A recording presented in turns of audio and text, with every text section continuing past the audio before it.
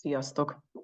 Ebben a videóban a fontok helyes használatáról fogok beszélni, bármilyen tartalomkészítésről is legyen szó, hogy melyek azok az alapelvek, amelyeket illik követni, illetve röviden kitérek arra is, hogy melyek azok az elavult betűtípusok, vagy a nem ajánlott betűtípusok, amiket javasolt lenne elkerülni.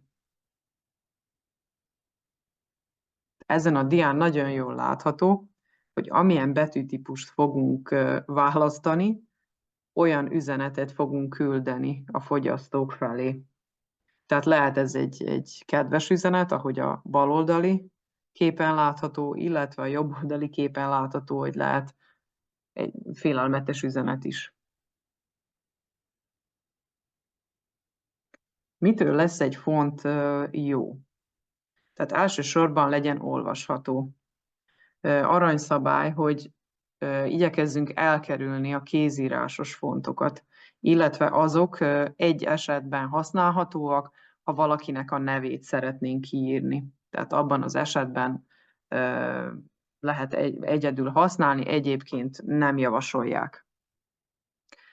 Legyen egységes a font, tehát az azt jelenti, hogy a betűtípuson belül minden betű legyen harmóniában a többivel. Illetve a betűtípus legyen egyensúlyban a többi elemmel a képen, tehát maga a design harmóniáját ne bontsa meg. Ha pedig magyar ékezetes betűtípus, tehát magyar ékezetekkel dolgozunk, akkor igyekezzünk olyan betűtípust választani, ami támogatja a magyar ékezeteket. És íme néhány ajánlott betűtípus a listában. Ezek közül az én kedvencem a Montserrat, a Roboto és a Poppins, de bátran ajánlom a többit is használatra. És most beszéljünk arról, hogy mitől lesz egy font rossz. Tehát, amit az előbb is említettem, hogy amennyiben olvashatatlan, vagy megnehezíti az olvashatóságot, akkor ne válasszuk azt a fontot, és ne tegyük rá a dizájnunkra, mert biztos, hogy nem fogunk vele jót tenni.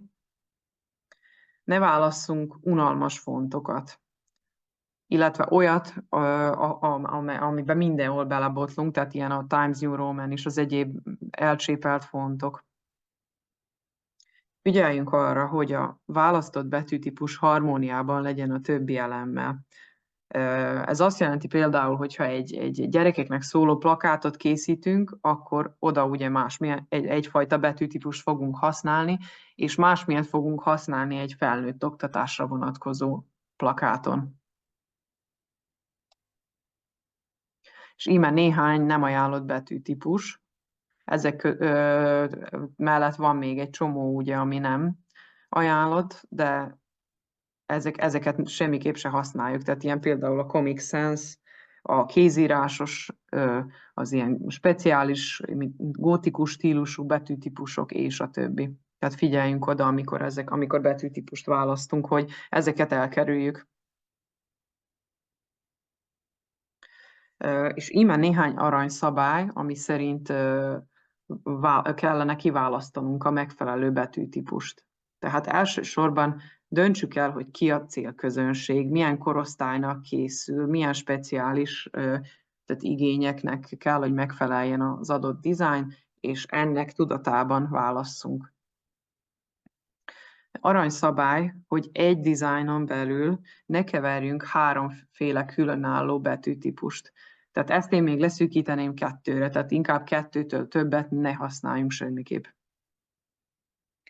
Tehát a betűtípus mindenképpen legyen egyensúlyban a többi elemmel, tehát ne üssön el attól, legyen harmóniában a dizájn.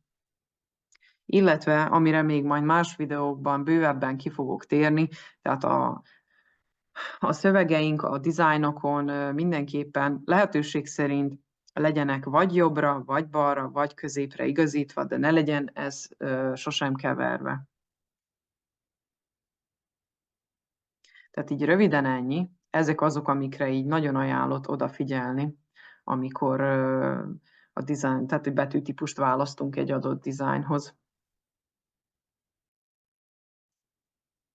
Köszönöm a figyelmet, amennyiben tetszett a videó, lájkoljátok, és iratkozzatok fel a csatornára, hogy ne maradjatok le a többi videóról. Sziasztok!